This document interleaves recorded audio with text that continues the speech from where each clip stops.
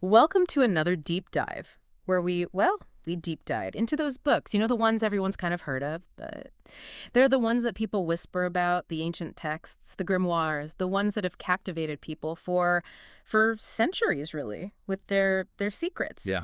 Today, we're taking a look at The Secret Soul of Numbers, William Wynn Westcott's mystical arithmetic. Now, I know, numbers might seem a little dry, but trust me on this because this is going to be a journey into, well, a whole hidden world, a world of meaning and ancient wisdom that's kind of woven into, how we understand the universe. I think what's really fascinating about Westcott's work here, especially if you go back to his preface from 1890, is how he approached the whole project. He wasn't trying to come up with something completely new, a whole new system. Instead, he was gathering, almost like piecing together fragments, bits of knowledge from, and he calls them ancient, quaint, and occult sources. So a bit of a collector then. Very much so. Okay. I mean, imagine him like someone meticulously putting together a puzzle. Okay. But this is a very old puzzle. And it's about how different traditions across time and cultures have understood the mystical side of numbers. So it's not just a straightforward textbook then, more of a collection. Yeah, exactly. And he actually addresses that right at the start. He apologizes that it might feel a bit, I guess you'd say, undigested, Right. A mix of different things. But his argument is that for certain people, those initiated into particular occult schools, there is a method to it, an underlying structure. Okay. And for everyone else, it gives a very solid, basic understanding of the occult side of numbers, the meanings they hold. So if we come across something that feels a little out there, a bit disconnected. It's probably a reflection of the sheer range of sources he was drawing on. Okay. And you can really sense the tightrope he was walking. He even mentions this great difficulty of getting into the mystical aspects of numbers without revealing secrets, things that adepts have still concealed, as he puts it. I mean, this is what we talk about a lot with these feared books, right? This knowledge that's considered too powerful. Too sacred. Exactly, to just share openly. So he's hinting that there's these deeper layers of meaning, intentionally hidden. And he does kind of prepare us for some reading challenges. Oh, for sure. Being a modern audience, he even apologizes for how some of the foreign words might look barbarous. Yeah. Because back then in 1890, printing in languages like Sanskrit, Coptic, Chaldee, Greek, it wasn't as easy as it is now. Right. So we're going to be seeing a lot of transliterated terms. And then there's the whole right to left reading of Hebrew and Chaldee. Yeah, that could be tricky. He did decide not to reverse the letters for us, thankfully. That's good. Because he thought it would look too grotesque. But he gives us an example, AD and I for Audini, to kind of get the point across. Right, so we have to keep context in mind constantly. When you're dealing with these traditions, so far removed from our own, even something as basic as which direction you read a word in. It can have a meaning. Exactly, a symbolic meaning. And this isn't just some intellectual game. It's about cultural frameworks, spiritual ones. Absolutely. Then he kind of dives into the big guns in terms of Kabbalah, the key texts. Right. He mentions the Midrash HaZohar and how it connects Kabbalah to all these different schools of thought. Platonism, Neoplatonism, Greek philosophy, even Zoroastrianism. It's amazing, isn't it? It is, because it shows how interconnected those ancient ideas were. Yeah, it wasn't just isolated pockets of thinking. These mystical ideas were part of a much bigger conversation happening all over the ancient world. And then we get to the Sefer Yetzirah, the Book of Formation, which Westcott actually translated this one. He did. And he points out that its focus is on, the numerical principles behind creation itself. And the fact that it had all these additions, all these translations even back then. Shows how important it was. Yeah, it was central to Kabbalistic thought. I mean, it's presented as the text to understand how numbers are more than just, counting. They're actually fundamental to how existence is structured. It's almost like a blueprint. Now, he doesn't forget the mathematicians. Oh, right. He mentions the big names, Gauss, Legendre. The classics. But then also some maybe more like fun math books. Oh, like what? Like Ozanam's Mathematical Recreations, for example. Okay. He even mentions Snart's The Power of Numbers, which sounds like something we'd cover here. It does, doesn't it? So he's acknowledging that, there are the abstract mathematical laws of numbers. Right. But then there are these more applied interpretations, even mystical ones. And that's key, isn't it? Because in ancient times, that sharp division we often have today between math, philosophy, spirituality, wasn't really there. Right. Numbers had both a quantitative and a qualitative aspect. They weren't just about how many, but also about the essence of something. And the sources keep coming. He brings in Hindu philosophy, mentions Blavatsky's Theosophical Glossary, Of course. writings of Tukaram Tatya, different Vedas, Puranas, Upanishads, Wow. even Rama Prasad's Nature's Finer Forces.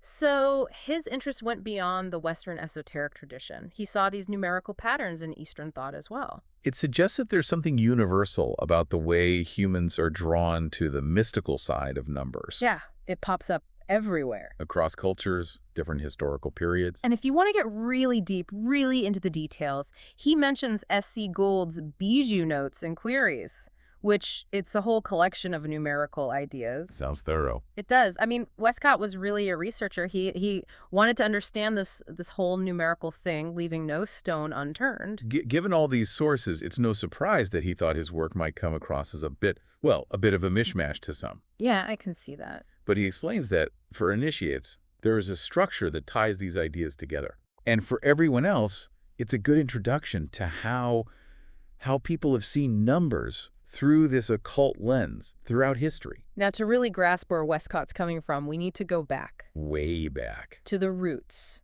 Of numerical mysticism. Pythagoras and his school in Crotona. Now, this wasn't just some ancient university. It was a whole way of life. Yeah. Centered on numbers and their hidden meanings. Absolutely. Pythagoras, 6th century BCE, this almost mythical figure who traveled all over, absorbing wisdom from all sorts of sources. I mean, Westcott specifically mentions the Indian gymnosophists, the Brahmins, the Egyptian hierophants, the oracle at Delphi, that mysterious Idaean cave. And, of course, what's central for us, the Hebrew Kabbalah, the Chaldean Magi. This is a real intellectual traveler. Oh, a magpie, gathering knowledge from everywhere. And his school had some rather strict rules, it seems. Oh, yeah. Apparently, new members had to stay silent for 5 years. 5 years? Yeah. They lived communally, vegetarian diet, believed in the transmigration of souls, metempsychosis. But the most striking thing, their absolute faith in Pythagoras, autos epha. Which means? He said it. That was their ultimate proof, their authority. So less of a philosophical society then, more of a religious order? Yeah, in some ways you could say that. Yeah. And that secrecy is crucial. Because when we talk about dangerous secrets, they were not allowed to write anything down. Their core tenets, those secret doctrines, they were just passed down orally. So trying to figure out their real teachings, it's like trying to put a broken vase back together. Exactly. We only have fragments. Okay. So despite all the secrecy, we do know the main areas they focused on. Right. The science of numbers and the theory of magnitude. Right. So the science of numbers, that was arithmetic and musical harmony. Reflecting their belief that the universe was built on numerical order. Exactly. And the theory of magnitude, that was geometry, magnitude at rest, and astronomy, magnitude in motion. So they saw numbers as essential for understanding, well, everything really. The static and the dynamic aspects of the universe. And they took it further, much further. These numerical terms to describe fundamental forms, the building blocks of reality. The monad, 1, was a point. The indivisible origin. Okay. The dyad, 2, a line, connecting 2 points. Right. 3, the triad, that was a surface defined by 3 points. And then 4, the tetrad, a solid, formed by 4 points. So it's like they saw the universe literally constructed from these numerical building blocks. Exactly. He goes on to connect different types of knowledge to those numerical forms. Okay. So intuitive knowledge was the monad, that flash of singular insight. Reason and causation, that was the dyad. The realm of relationship, how things interact. Okay. Imagination, the triad. Creation, forms. Right. And our senses, how we perceive physical objects, that was the tetrad. The solid material world. It's a fascinating way of mapping our minds onto this numerical structure. And it wasn't just an abstract thing. Westcott quotes Porphyry, who lived centuries later, saying that the numerals of Pythagoras were hieroglyphic symbols, by means whereof he explained all ideas concerning the nature of things. He even compares it to Blavatsky's secret doctrine, suggesting this whole idea of interpreting the universe through numbers. It's a recurring theme in esoteric thought across different time periods. Yeah, it's like a universal language almost. And just to hammer home how central numbers were to ancient wisdom, he quotes Isis Unveiled. It says, numbers are a key to the ancient views of cosmogony. and to the evolution of the present human race.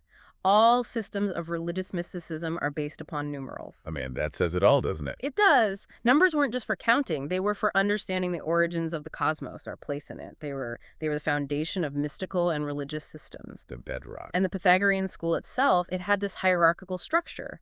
You started as an exoterici, a listener, and you could progress to genuini, perfecti, mathematici, and finally esoterici. Wow. Based on your merit, your understanding. Sounds like a demanding path. Oh, very rigorous. You had to be dedicated, insightful to climb those ranks. Right.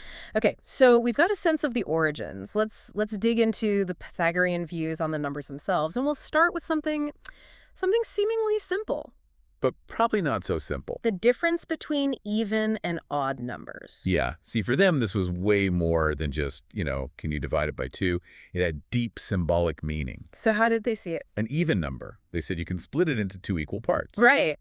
Nice and neat. But an odd number, you always have that one left over. That indivisible monad. Exactly, in the middle. And they went further. How so? Even numbers, except for the dyad. 2, you can divide them into equal or unequal parts. Huh? But the parts would always be the same kind. Even would divide into evens, or odds into odds, never a mix. But odd numbers, you could only divide them unevenly. Right. And one part would always be even, the other odd. 7, you get 4 and 3, or 5 and 2. Okay. Always one of each. And then there's the monad, the number 1. Yeah, the ancients considered it odd, generally. Yeah. Because you can't split it into 2 equal whole numbers. Right. Plus, add it to an even number, you always get an odd number. But then Aristotle came along. He did, and he said, well, the monad also has something of the even about it. Because If you add it to an odd number, you get an even number. So 1 is both odd and even in a way. Yeah, it shows how even the most basic number had these philosophical complexities for them. Leading to the term. Evenly odd, a bit paradoxical, but it captures that dual nature of the monad. And how did they contrast the monad with 2? 1 was the primal odd. Definiteness, order. 2, that was the first expression of the indefinite dyad, the unknown, chaos, that which has no inherent limit. Like 1 is that point of focus, and 2, it introduces the possibility of divergence, of things going out of balance. Exactly. They also looked at how the ratios between numbers change. As you go up from 1, Right. the ratio between 2 and 1 is big, 2 to 1, but between 3 and 2, it's smaller, and so on. So the further you get from 1, the smaller the ratios become, which made them think of the monad as the source of all multitude. It's like the single point from which all other numbers, and therefore all multiplicity in the universe, come from. Okay. They also had this very specific way of categorizing even numbers. Oh, right. They had evenly even numbers. Yutar. Like 64. Yeah. You keep dividing by 2 and you eventually reach 1. It's that doubling series. Okay. Then there's evenly odd even numbers, 6, 14, 28. Divide by 2 once, and you get an odd number that can't be divided equally further. And lastly? Unevenly even, like 24, 28 again. You can divide by 2 multiple times, but you never get to 1. It's a surprisingly detailed system. It shows how much they thought about the nature of numbers. For them, it wasn't just counting. It was about understanding the qualities of numbers, how they relate to each other. And it gets even more detailed with how they classified odd numbers. Okay. They had first and in composite, what we would call prime numbers. Only divisible by 1 in themselves. Right. 3, 5, 7, 11, 13, and so on. Then there's second and composite. Odd numbers that you get from multiplying other numbers, 9, 15, 21. Right, right. But then there's a third category, numbers that are second and composite on their own. But relative to another number, they're first and in composite. Oh, like? 9 and 25. 9 is divisible by 3, 25 by 5, but they don't share any other divisor except 1. Okay. Westcott even mentions that ancient algorithm, the sieve of Eratosthenes, for finding prime numbers. Right. But it's too complicated to explain fully in his book. All these categories, it really shows how deeply they were thinking about numbers. Oh, yeah. It wasn't just about quantity. It was about the essence, the relationships. And they went further still. Even numbers were also categorized as perfect, deficient, or superabundant. Okay, how's that work? A perfect number, its divisors, excluding the number itself, add up to the number. Like 6, its divisors are 1, 2, 3, add those up, you get 6. Right. 28 is another one. Okay. Deficient numbers, their divisors add up to less than the number. 8, 14. And superabundant, Their divisors add up to more. 12, 24. And they brought in analogies. They did. Superabundant numbers. They were like Briareus, the 100-handed giant, too many parts. Deficient numbers, they were Cyclops, lacking something. And the perfect numbers. Virtue, the ideal middle ground. So they gave moral meaning to math. They did. And they noticed that perfect numbers are rare, like virtues are rare. But deficient and superabundant numbers, those are plentiful, like vices. Makes you think. It does. And Westcott points out how few perfect numbers there are in a given range of numbers. Then there's the idea of nomens, which are basically odd numbers. They have this geometric link to squares. If you have a square made of points, you add a nomen, you get the next bigger square. Okay. And then there are the hermaphrodite numbers. Or Eranothalus. Right, which are just the product of an odd and an even number. So we've seen all these categories. And it all ties back to their core philosophy, this connection between numbers and nature, between good and evil. And how did they see that connection? Good was the definite, the limited. Evil, the indefinite, the unlimited. The less defined something was, the more prone to evil. So good was what gave form, gave limits to that indefiniteness. Exactly. Then there's that story about iamblichus and amicable numbers. Oh, right. Like 284 and 220. Pythagoras said a friend is another I. And these numbers, they illustrate that perfectly. The divisors of 284 add up to 220. And the divisors of 220 add up to 284. Mutually generative. A numerical friendship. It blurs the line, between abstract math and these deeper connections. Right. It's like numbers themselves can have relationships. Almost like a personality. And speaking of relationships, Westcott gets into some rather curious ideas about numbers, marriage, and children. Okay. Plato, in his Republic, talks about this geometric nuptial number that determines the fate of marriages and the children. Nicomachus warns against unions that are too disordered, saying they'll produce flawed offspring, disharmony. So the numerical ratios could influence the success of a marriage. And the quality of what it produces. Interesting. So then we get to the music of the spheres. Oh, yeah. Simplicius wrote about how Pythagoras and his followers, they claim to have actually heard this music. The harmony produced by the planets moving. Exactly. And they used numerical ratios to calculate the distances, the sizes of celestial bodies. But Aristotle wasn't convinced. Well, Simplicius says it's because not everyone can perceive things in the same way. He even brings up that old belief in the three vehicles of the soul. Terrestrial, aerial, and ethereal. So maybe some people, through certain practices, could perceive this numerical harmony, this hidden cosmic order. So after that fascinating look at Pythagorean philosophy, we shift gears to another ancient system, the Kabbalah, and its unique approach to letters and numbers. Right. Here it's about decoding hidden meanings, especially in sacred texts. And this practice of using letters as numerals, it was pretty common. He mentions the Greek system briefly. But he focuses mainly on the Hebrew system because of its connections to Jewish mysticism. Right. And he points out a key difference. The Greeks mostly used it for practical stuff, but for the Jewish rabbis. Much deeper significance. It was about understanding the fabric of nature, existence, doctrine. He even says that the ancient Egyptians probably had their own numerical mysteries. Yeah. Very little of that knowledge made it through Greek writings. Okay, so tell me about the Hebrew system. Right, so Hebrew, as you know, reads from right to left. Each of the 22 letters has a numerical value. And for numbers above 400, they'd sometimes use the letter tau, which is 400, and then combine it with other letters for the remaining hundreds. So like tau and kaf for 5 points. Exactly. And then there's this interesting custom. They avoided writing yud and hey together, JH. Because? It's 15. Right. But it's also a shortened form of one of the names of God, Jah. So to represent 15, they'd use tet and vav, TV. Okay. But Westcott notes that the Kabbalists, they'd actually use JH intentionally sometimes when they wanted to specifically allude to the holy name. So it's a subtle distinction, but it shows those layers of meaning. Exactly, even in how they wrote numbers. And then there's the call. Right, which is specific to Kabbalistic numerology. Yeah. Sometimes they'd add the value of aleph, 1, to the final sum in a calculation. So an extra one for emphasis. Yeah, or maybe to signify a connection to the divine source. Okay. And now we get to the real meat of Kabbalistic numerology, gematria. Right, interpreting words based on the numerical values of their letters. He gives some interesting examples. Like that verse in Deuteronomy, who shall go up for us to heaven? Mm. The initial letters in Hebrew spell Mila, which means circumcision, and the final letters spell out Jehovah. It's like finding secret messages. Yeah, encoded in the text Well, itself. another one is from Genesis, Brasit, in the beginning.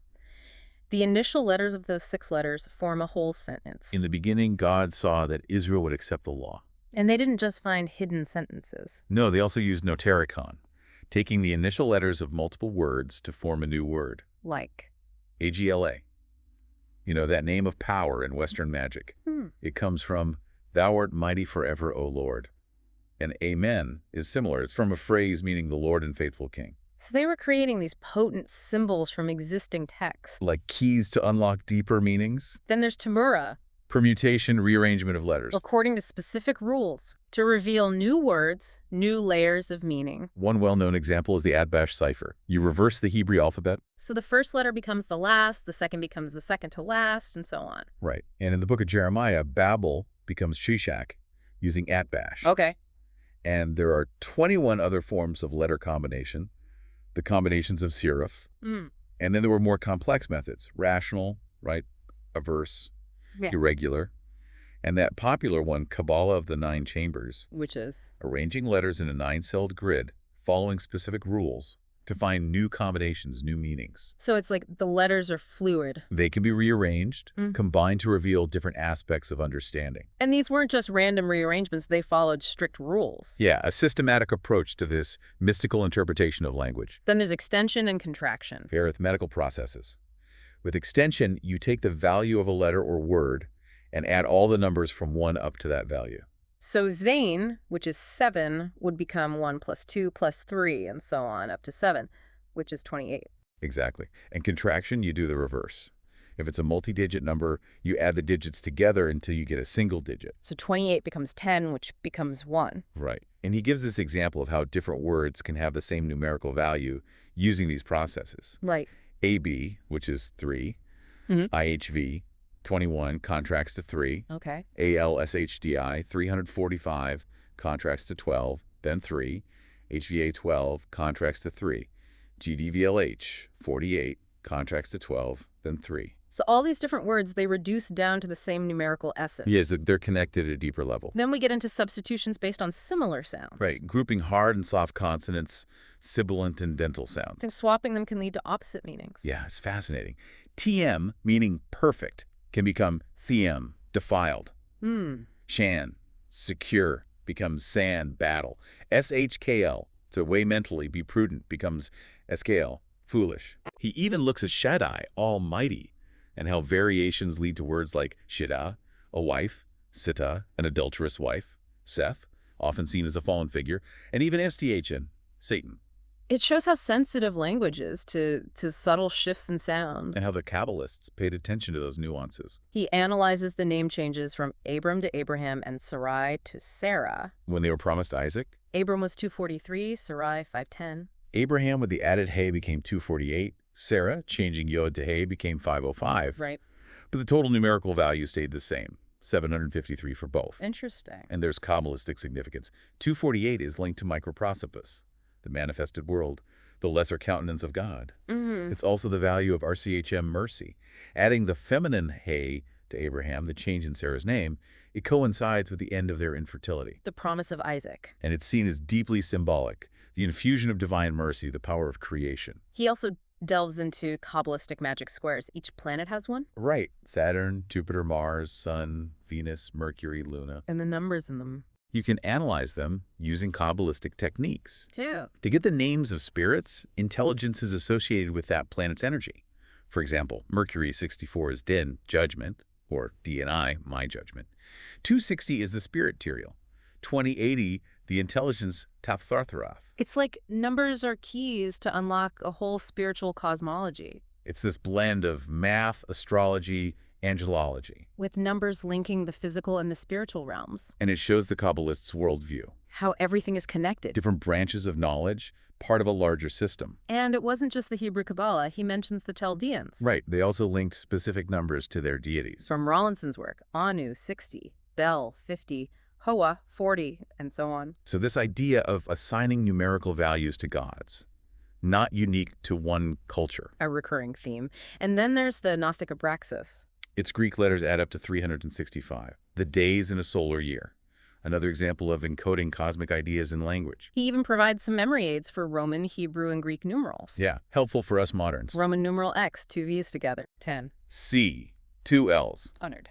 For Hebrew, he suggests A, I, Q for 1, 10, 100. And for Greek, A-I-R-A, 1, 10, 100, 1,000. Okay, every little bit helps. Perfectly. And in part 3, he mentions this anonymous work, the canon. Right. It talks about the vesica piscis, the almond shape you get when two circles overlap. And its dimensions are related to 26 and 15. And this shape was a powerful symbol embodying a hidden rule in the ancient mysteries. And interestingly, Zeus, Jupiter, Apollo, all sun gods, their names have numerical connections to these numbers. So geometry, numerology, the divine, all linked. Okay, so now we have a basic understanding of the Kabbalistic approach. Let's get into the individual numbers, starting with the monad, the number 1. The foundation. Which had a huge range of interpretation. Oh yeah, it was absolutely fundamental. Theon of Smyrna called it the principle and element of numbers. Indivisible, immutable. Proclus even saw a hierarchy of monads, underlying everything from the cosmos to the elements, each representing unity. And the Pythagoreans had a whole bunch of meanings for one. God, the first cause, intellect, both male and female, matter, chaos, confusion, obscurity, chasm, Tartarus, Styx, horror. Wow, quite the list. It is. And it shows how they saw one as the source of